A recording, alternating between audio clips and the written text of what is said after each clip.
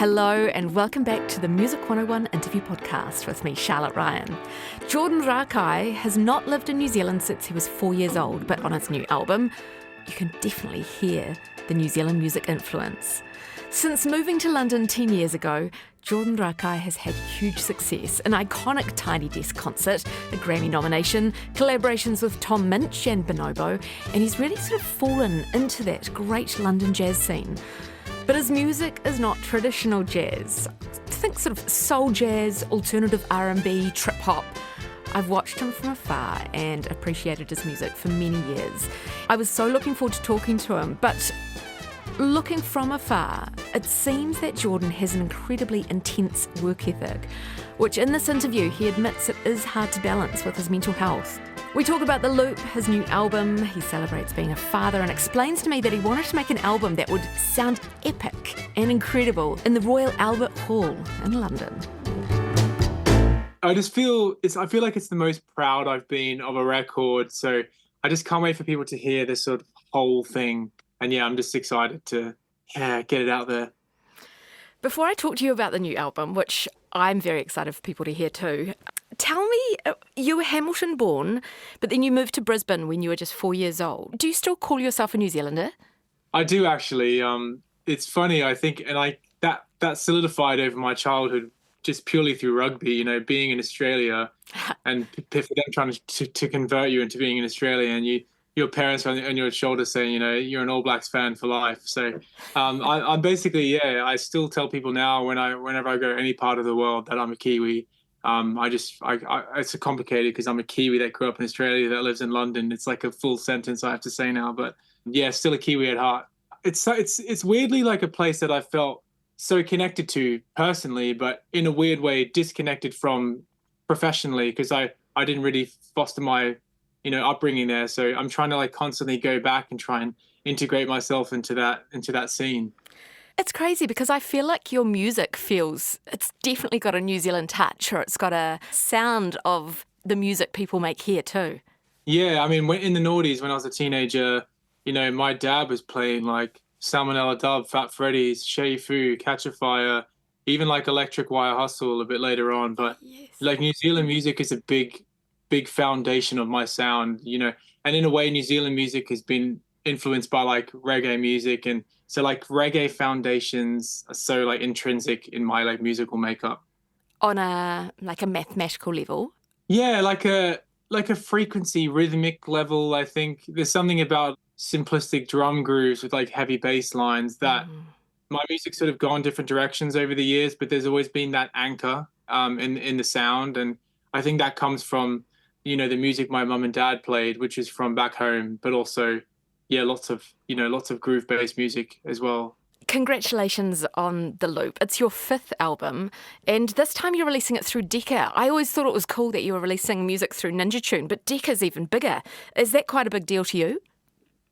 It is, yeah, it is. I think when I was starting out this album process, I was wanting to make something really like huge and ambitious, and I felt like it was the right time in my career to, you know, switch up my team, switch up my like look, switch up my live show. It was like a massive recalibration, and Decca fit perfectly into that scope because, you know, they've got such a rich history with like big jazz records, classic, you know, even classical stuff. So it's a really nice fit for me, and yeah, they've been amazing to work with.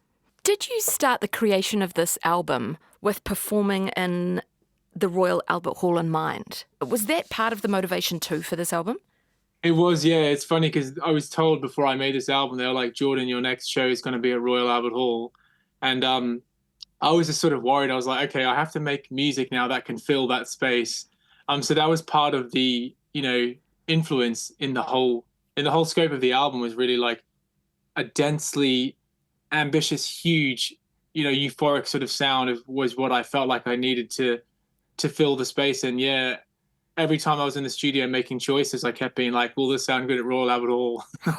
So like one venue sort of shaped a lot of the musical decisions, but now I'm really proud on how it stands on more of like a universal level. Like I feel like it translates to a speaker, to a normal thing. It's not just about that venue, but it did help shape the creative decisions. Yeah.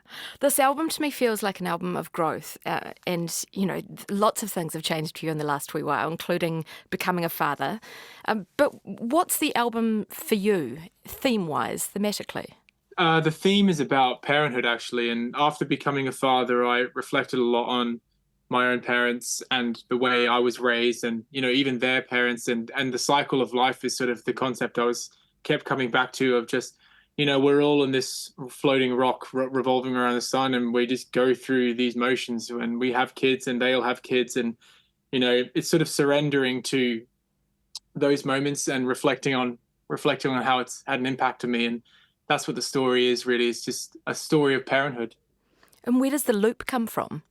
Well, the loop in a way sort of signifies the infinity element, or the cycle of life, really. And we're in the rolling energy of not determinism, but the sense that I'm on this journey that in a way I don't control. I'm just trying my hardest to be a good father, and when I let my son go off and explore the world, he will be a father. And I'm just got to let go and surround to the loop. The cycle of childhood, I guess, is what I was trying to insinuate. Freedom is my favourite track so far, but only just because it gets stuck in my head. It's so empowering for me. Thank you. But I did want to ask you about the track Friend or Foe, because that's really captured me as well. I guess, getting older, we realise relationships that are positive and negative in our life. What can you tell me about that song? I wrote it originally about friendships in the past that I no longer have, partly because I've moved away to another country, but also sometimes things have gone awry, and naturally people drift apart. And it made me reflect on those relationships, and people still have that impact on you even though they're no longer in your life. And it's like, can you become at peace with whether it be resentment, or whether it be a passing of a family member, or whether it be good moments that happen, and can you appreciate everything and become at peace with it, because it's only eating away at you at the end of the day as well. So it's like a story on like more of the concept of friendship, and how that sort of shapes you, and how people come and go. But I guess trying to reconcile with yourself, like how everything stands. The production in that song is so incredible. I love it. It gets very sort of almost like psychedelic at the end, and there's lots of text. Yeah. Yeah. That's basically the New Zealand influence, really, the dub element that I got from all those artists I mentioned earlier. But that's when all the little New Zealand moments come out in me. Yes, you're so right. Yeah, right. One thing that I've always been intrigued with and admired looking at you from afar is that you are always working. You're constantly working. You have a fantastic work ethic. What keeps you motivated, or where did you get that energy from, do you think? That's a good question. I think it just comes from, growing up in a household that we didn't have much money. I guess there's always a fear of mine that at any given moment everything can collapse. And it's sort of like a dark thought I always have, but I always think, like, I have to make another album. I have to keep supporting my family, and I have to keep striving to succeed. But I never really managed to stop sometimes and check in with myself and see how much success I've had since I first moved to London. So it's a problem in a way. Like, sometimes I deal with like being a workaholic, and just constantly being so in love with the process, and making albums I just find so much fun. But the problem with that is, especially with having a child, is you're trying to find the balance of working with something that you really enjoy, and also having a child, which is the most important thing. So it's something weirdly I actually struggle with. But the benefit of being a workaholic is I get to be releasing my fifth album by the time I'm only 31. So I dream to be one of those artists at the end of their career with about 20 albums. That's like a big dream of mine, to have a big body of work to show for it. I mean, you could say this is your fifth album, but you do lots of other musical projects as well, or other musical outlets under different names. Yeah, I do. I do. And it's funny, I actually tell my friends it's my sixth album, because I've done another album for a side project I've done, and called Dan Kai, which is more electronic music. But it's just because I just love making music. And sometimes in the music industry, there's rules you have to follow, where you sort of got to release an album every X amount of months. Otherwise you can like overexhaust the market. So that's why I like created alter egos, and I just sometimes release EPs. I just want to get music out, because I'm a big believer in like capturing an energy now, rather than like sitting on something for 4 years, perfecting it. I'm a big believer in like, harnessing something now, get it out and like you move past it, get on to the next thing. Yeah, that's like my creative mindset. I like that. So do you have a studio in your home? Going back to that balance of work and life and being a father, is a studio in your house or have you got that separated? Yeah, so I've got a studio at home, and part of the reason of having the studio at home was when I had a child, I was like, I would love to be as close as possible now. So there were moments at the start of being a parent where I would like pop my son down for a nap, quickly run down the garden, try and do some things with the baby monitor on, and then like I could see him crying, and then I would go back and look after him for the afternoon. But it sort of taught me to be really efficient and also really find that nice balance between personal life and work life. But it's funny, it's not really work. I really enjoy just being up here, toying around, making any sort of noise. So yeah, really lucky just to have to walk down a garden and be in my office. Yeah, very much so.